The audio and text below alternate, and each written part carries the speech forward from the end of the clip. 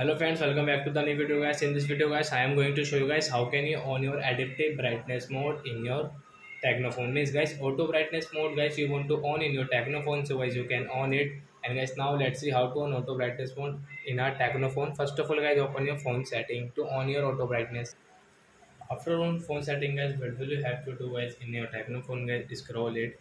Then guys you can see your display and brightness setting. So guys we will have to click here guys, display and brightness setting. And guys, second option guys, you can see your adaptive brightness mode. So guys tap here, means guys auto brightness mode.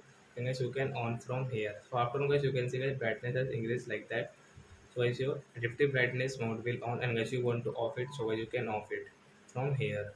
So I hope friends you understood how to on and off guys adaptive brightness means guys auto brightness mode in a Tecno phone. So that's it guys, thanks for watching. So guys now we will meet on guys next video guys with new topic guys. Before going guys, please go and like my video, subscribe my channel. Bye bye friends.